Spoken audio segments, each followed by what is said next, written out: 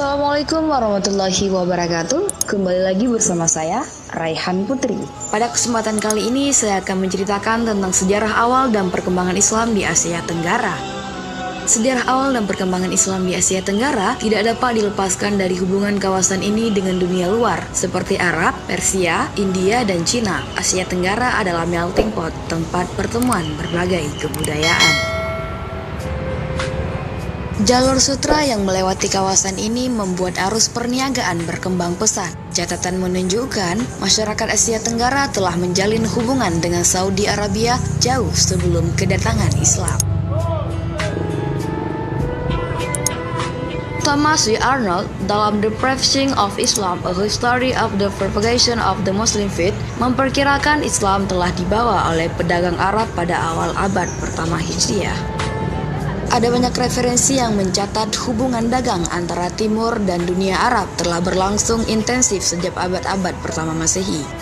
Proses penyebaran dilakukan lewat jalur perdagangan, perkawinan, politik, dan sufisme. Namun, kendati demikian, pendapat itu tidaklah final. Wow, luar biasa. Terdapat perdebatan mengenai kapan dan siapa yang membawa Islam ke kawasan ini. Perdebatan tersebut melibatkan para sarjana dari dalam negeri dan luar negeri, seperti Snok, Syed Naqib Al-Attas, Al-Hashmi, Az-Imar di Azra, Hamka, Uka, Sandra Sasmita, dan sebagainya. Salah satu teori mengatakan Islam dibawa oleh utusan Syarif Mekah dari Arab pada abad ke-7 Masehi. Sementara teori lain menyebutkan Islam dibawa oleh para pedagang dari India, Gujarat, Persia, atau Cina. Dapat dipahami bahwa masuknya Islam ke Asia Tenggara bersifat gradual dan bisa jadi tidak dilakukan oleh satu aktor tunggal.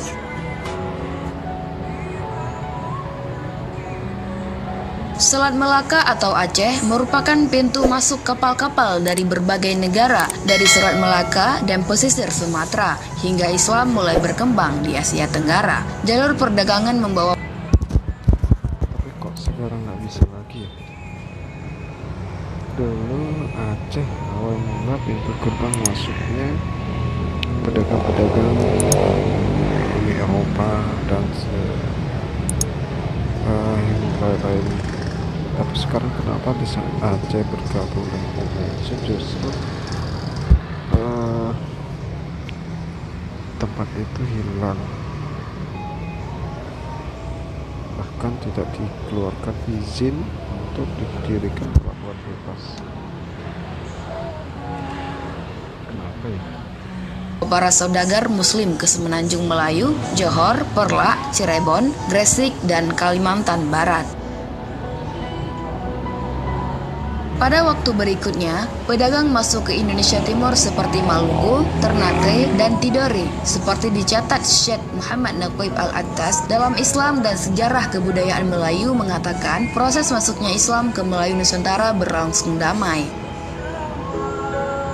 Dijelaskan Taufik Abdullah dalam ensiklopedi tematis dunia Islam, pelayaran dan perdagangan internasional yang terbentang dari Arab sampai Cina melalui Selat Malaka juga melewati Bandar Seri Bengawan, Brunei Darussalam.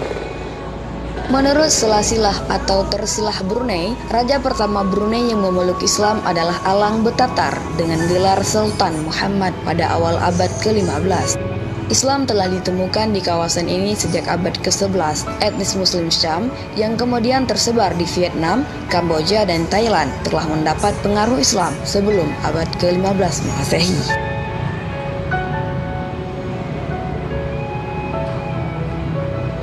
Jalur perdagangan yang menghubungkan Samudra Pasai, Malaka, dan Brunei juga tidak terpisahkan dari Filipina Selatan. Menurut Hikayat Sulu, pembalik yang pertama kali datang ke wilayah ini adalah Syekh Karim Makdum. Ia tiba di Kepulauan Sulu dan Jolo pada 1380 Masehi. Gelombang penyebaran Islam semakin mantap pada abad ke-12 Masehi. Menurut Azra, Islamisasi massal terjadi pada abad tersebut ketika para guru sufi datang memperkenalkan Islam kepada masyarakat lokal, khususnya sejak abad ke-13. Abbasiyah goncang akibat serangan Mongol.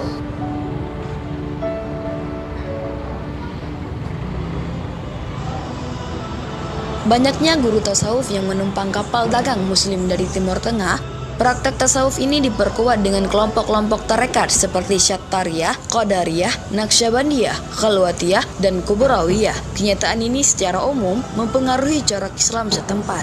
Islam yang berkembang adalah Islam yang bersifat akomodatif.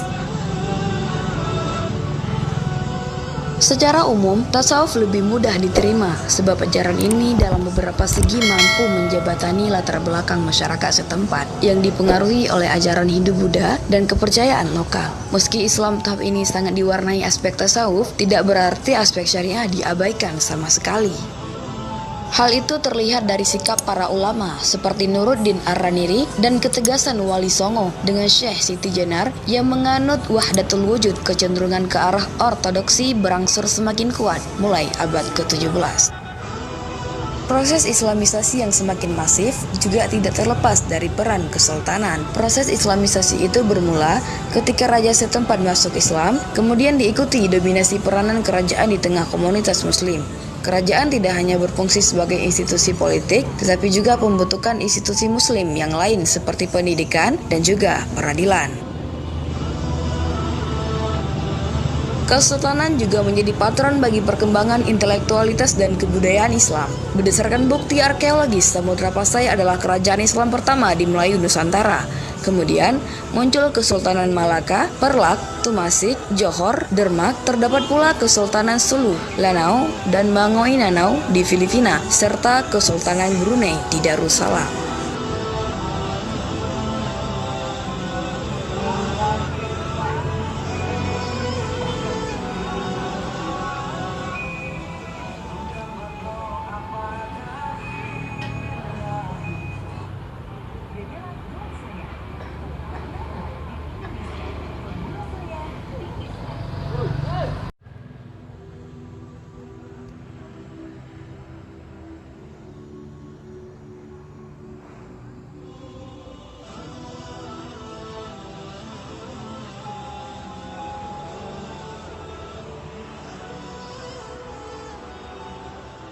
Assalamualaikum warahmatullahi wabarakatuh. Kembali lagi bersama saya, Raihan Putri.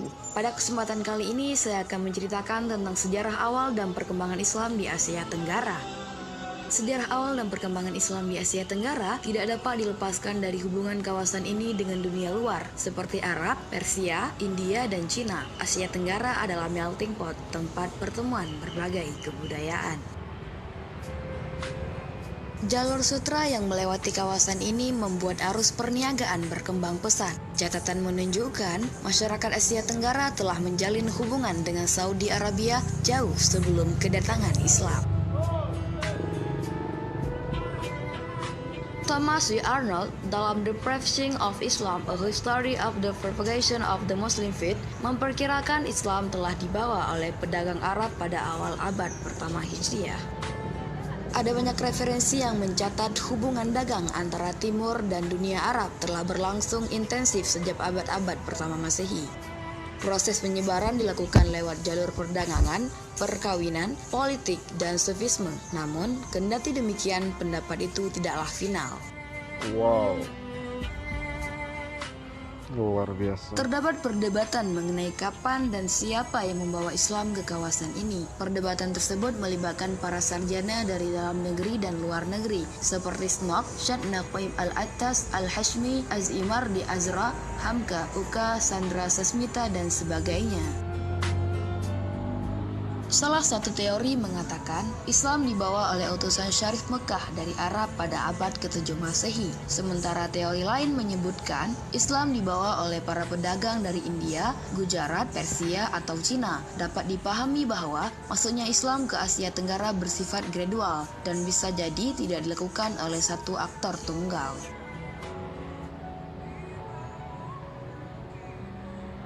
Selat Melaka atau Aceh merupakan pintu masuk kapal-kapal dari berbagai negara dari Selat Melaka dan pesisir Sumatera hingga Islam mulai berkembang di Asia Tenggara. Jalur perdagangan membawa.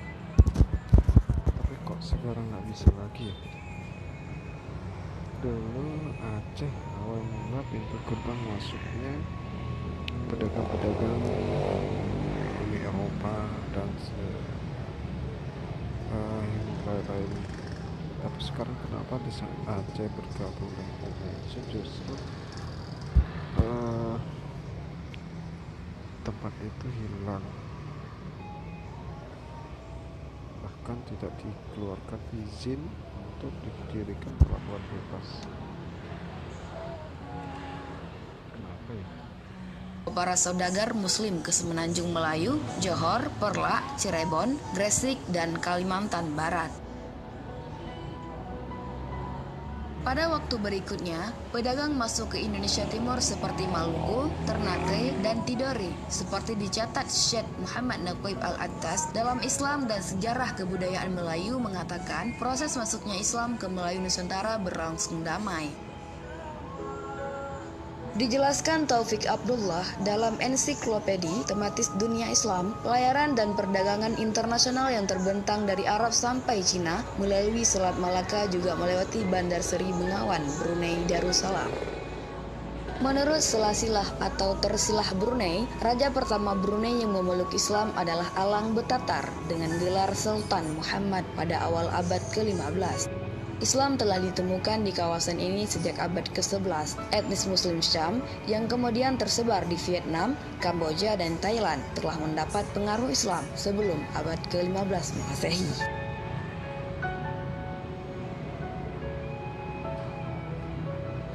Jalur perdagangan yang menghubungkan Samudra Pasai, Malaka, dan Brunei juga tidak terpisahkan dari Filipina Selatan. Menurut Hikayat Sulu, pembalik yang pertama kali datang ke wilayah ini adalah Syekh Karim Makdum. Ia tiba di Kepulauan Sulu dan Jolo pada 1380 Masehi. Gelombang penyebaran Islam semakin mantap pada abad ke-12 Masehi. Menurut Azra, Islamisasi massal terjadi pada abad tersebut ketika para guru sufi datang memperkenalkan Islam kepada masyarakat lokal, khususnya sejak abad ke-13 Abbasiyah goncang akibat serangan Mongol.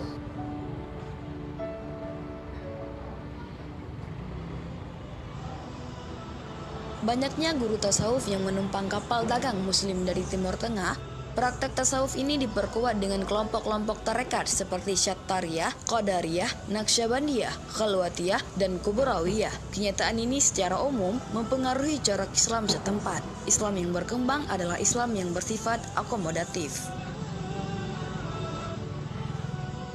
Secara umum, tasawuf lebih mudah diterima sebab ajaran ini dalam beberapa segi mampu menjebatani latar belakang masyarakat setempat yang dipengaruhi oleh ajaran Hindu Buddha dan kepercayaan lokal. Meski Islam tahap ini sangat diwarnai aspek tasawuf, tidak berarti aspek syariah diabaikan sama sekali. Hal itu terlihat dari sikap para ulama seperti Nuruddin Ar-Raniri dan ketegasan Wali Songo dengan Syekh Siti Jenar yang menganut wahdatul wujud. Kecenderungan ke arah ortodoksi berangsur semakin kuat mulai abad ke-17. Proses Islamisasi yang semakin masif juga tidak terlepas dari peran kesultanan. Proses Islamisasi itu bermula ketika raja setempat masuk Islam, kemudian diikuti dominasi peranan kerajaan di tengah komunitas Muslim. Kerajaan tidak hanya berfungsi sebagai institusi politik, tetapi juga membutuhkan institusi Muslim yang lain seperti pendidikan dan juga peradilan. Kesultanan juga menjadi patron bagi perkembangan intelektualitas dan kebudayaan Islam. Berdasarkan bukti arkeologis, Samudra Pasai adalah kerajaan Islam pertama di Melayu Nusantara. Kemudian muncul Kesultanan Malaka, Perlak, Tumasik, Johor, Dermak, terdapat pula Kesultanan Sulu, Lanao, dan Bangoinanao di Filipina, serta Kesultanan Brunei di Darussalam.